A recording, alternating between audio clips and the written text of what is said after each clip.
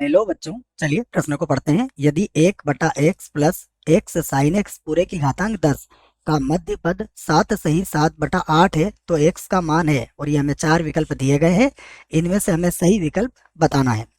प्रश्न को हल करेंगे, परंतु उसके पहले मुख्य अवधारणा लिखेंगे। तो यहाँ लिखेंगे बच्चों प्रश्न के लिए मुख्य अवधारणा। मुख्य अवधारणा में हम क्या करते हैं, देखिए मुख्य अवधारणा में हम प्रश्न को किस प्रकार से हल किया जाएगा उससे संबंधित कुछ सूत्रों को लिखेंगे। तो सबसे पहले देखो, यहाँ पर हमें व्यापक हल ज्ञात करने का सूत्र याद होना चाहिए। मैं लिख देता हूँ कि यदि साइन थीटा बराबर हो साइन अल्फा के, तो इस स्थिति में जो व्यापक हल होता है वो होता है थीटा बराबर, ये होता है आपका एन पाई प्लस -1/n, और यहाँ हो जाएगा अल्फा। और यहाँ पर एन जो होगा वो सदैव कोई पूर्णांक होगा, n बिलोंग्स टू z होगा। तो प्रश्न को देखने पर ऐसा लग रहा है बच्चों कि यही सूत्र लगेगा। यदि cos थीटा बराबर cos अल्फा का सूत्र लगेगा तो उसको हम वहीं पर लिख के समझ लेंगे, ठीक है। दूसरी मुख्य अवधारणा देखिए, इसमें हम लिखेंगे a प्लस बी की घात n के प्रसार में। देखिए इसके प्रसार में हम दो बातें यहाँ पर समझेंगे कि यदि n सम होता है आपका, इसके प्रसार में यदि यदि n क्या है, सम है, जैसा कि प्रश्न में दिया हुआ है n सम है तब मध्य पद, तब मध्य पद तब मध्य पद क्या होता है, ये होता है n+2/2 वां पद, ये होता है इसका मध्य पद। उसके बाद व्यापक पद भी याद होना चाहिए हमें। मैं चाहूँ तो इसको a नंबर डाल देता हूँ, इसको b नंबर से व्यक्त कर देता हूँ। इसका जो व्यापक पद होता है वो भी लिख लेता हूँ मैं। व्यापक पद, व्यापक पद क्या होता है, tr+1 बराबर NCR a की घात n-r b की घात r। तो ये कुछ बातें हैं जो हम प्रश्न को हल करेंगे तब सबकी आवश्यकता हमें लगेगी। अब मैं प्रश्न को लिख लेता हूँ जो मुझे दिया गया है। तो देखो यहाँ पर घातांक कितनी है, 10 है। लिख लेते हैं इसे सबसे पहले। ये होगा 1/x plus x sine x, और पूरे की घातांक कितनी है, पूरे की घातांक है 10। 10 के प्रसार में, प्रसार में सबसे पहले मैं क्या लिखूंगा, इसका व्यापक पद लिख लेता हूँ। तो इसका व्यापक पद क्या होता है, tr+1 बराबर होता है NCR। तो यहाँ n का मान कितना है, यहाँ n का मान है 10, तो 10CR लिख लेंगे इसको। तो ये हो जाएगा 10CR। उसके बाद 1/x, इसकी घातांक कितनी हो जाएगी, 10-r, और उसके बाद x साइन x, और इसकी घातांक कितनी हो जाएगी r। 10 नहीं बच्चों, r है ना, ये गलती से 10 लिख दिया है। सूत्र मैंने आपको लिख दिया है पहले ही। इसकी घात कितनी हो जाएगी, r, ठीक है। इसे बना लेते हैं समीकरण 1। अब हम बात करते हैं मध्य पद की। तो देखिए मध्य पद, इसी के प्रसार की बात हो रही है। तो मध्य पद, इसका जो मध्य पद होगा वो क्या होगा, देखिए मध्य पद के लिए घातांक 10 है, तो 10 प्लस का 2/2 वहाँ वहाँ पद, ये होता है। तो अब अगर आप देखें तो 10 और 2 12 को 2 से भाग लगाओगे तो कौन सा पद आएगा, ये आएगा 6वां पद, ठीक है। तो ये आपका 6वां पद आ गया बच्चों। इसका मतलब r बराबर क्या रखेंगे, इसमें समीकरण नंबर 1 में कितना रख लेंगे, हम 5 रख लेंगे, ठीक है। तो अतः यूँ कह सकते हैं आप कि समीकरण 1 में r बराबर 5 रखने पर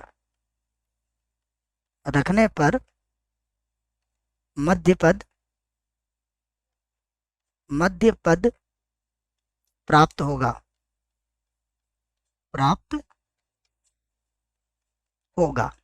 तो रख लेते हैं, देखो तो ये मिलेगा आपको। तो ये हो जाएगा हमारे पास T6। ठीक है।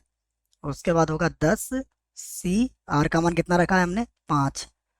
यहाँ पर हो जाएगा 1/x, और 10 में से 5 गया तो कितना मिलेगा, 5। उसके बाद x साइन x की घात, ये भी कितना हो जाएगा, ये भी हो जाएगा 5। ठीक है, तो ये हमें मिल गया सभी। उसके बाद अब ये जो है मध्य पद है बच्चों, ये कितना दिया गया हमें, ये दिया गया है 7 सही 7/8। तो कितना हो जाएगा, 8 से 56, 56 और 7 हो जाएगा 63/8। तो ये हमें दिया गया है 63/8, ये प्रश्न में दिया गया है। अब 10C 5 को खोल देते हैं, तो ये होगा 10 का क्रम गुणित बटे में होगा 5 का क्रम गुणित, और फिर से आ जाएगा 5 का क्रम गुणित। और यहाँ अगर आप ध्यान से देखोगे तो x की घात 5 से x की घात 5 कट जाएगा, यहाँ पर होगा साइन x, और पूरे की घात कितना बचेगा हमारे पास, यहाँ 5 बचने वाला है। अब इसको और हल कर लेते हैं अच्छे से। यहाँ जो सूत्र लगाया है मैं सूत्र लिख देता हूँ कि हम जानते हैं NCR बराबर क्या होता है, बराबर होता है n का क्रम गुणित r का क्रम गुणित और n माइनस r का क्रम गुणित। तो इसी सूत्र को यहाँ लगाया गया है। अब इसको हल कर लेते हैं। देखिए तो ये आ जाएगा 63/8, 63/8।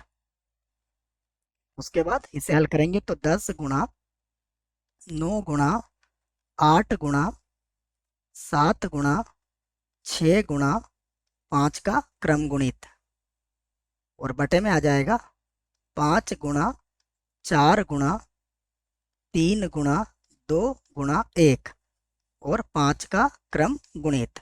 और यहाँ पर है साइन x, पूरे की घात कितनी है, पूरे की घात है 5।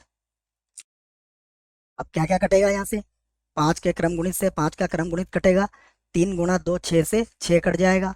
उसके बाद अगर देखें तो 4 के पहाड़े से ये 8 कितनी बार कट जाएगा, ये कट जाएगा 2 बार। और 5 के पहाड़े से 10 कितनी बार कट जाएगा, ये भी कट जाएगा 2 बार। तो यहाँ पर आ गया हमारे पास 63 बटे में कितना है 8, और गुणा नीचे तो देखोगे तो कुछ भी नहीं बचा है, तो ये तो आ जाएगा 1, और बटे में चला जाएगा 2 गुणा 2, और गुणा कितना है 7, और गुणा में बचा है 9, ये बच गया हमारे पास। और इधर हो गया साइन x की घात कितना है, ये है 5। तो 9 7 63 होता है, 63 से 63 कट जाएगा, और ये 8 दूना 16 दूना 32 हो जाएगा। इसका मतलब ये हुआ कि साइन x की घात 5 बराबर ये हो जाएगा 1/2 की घात 5। घातांक बच्चों यहाँ पर विषम है, इसलिए हमें वास्तविक मान केवल धनात्मक ही मिलेगा। ठीक है, क्योंकि प्लस माइनस नहीं लगाएंगे यहाँ पर, क्योंकि घातांक क्या है हमारी, विषम है। तो यहाँ से लिख लेंगे हम, क्या आ जाएगा हमारे पास, साइन x बराबर ये आ जाएगा 1/2। और 1/2 कब होता है साइन में, ये होता है साइन 30 डिग्री का मान, 30 डिग्री अर्थात π/6 आ जाएगा। तो अब हम इसका व्यापक हल लिख सकते हैं, जैसा कि प्रश्न में हमसे पूछा गया है। तो मैं लिख देता हूँ इसका व्यापक हल। तो व्यापक हल में x बराबर कितना हो जाएगा, ये सूत्र मैंने लिख दिया है आपको, n प्लस -1 की घात n, और यहाँ आ जाएगा π/6। और जहाँ n क्या है, कोई भी पूर्णांक हो सकता है, और यही हमारे प्रश्न का क्या होगा, यही हमारे प्रश्न का उत्तर होगा। विकल्प देखते हैं कौन सा विकल्प सही है। तो देखिए ये तो गलत है, ये भी गलत है। यहाँ देखिए n पाई प्लस -1 की घात n π/6, अर्थात ये जो विकल्प है ये इस प्रश्न का बिल्कुल सही विकल्प हमें मिल चुका है, ये भी गलत होगा। मुझे आशा है बच्चों प्रश्न का उत्तर समझ में आया होगा। धन्यवाद।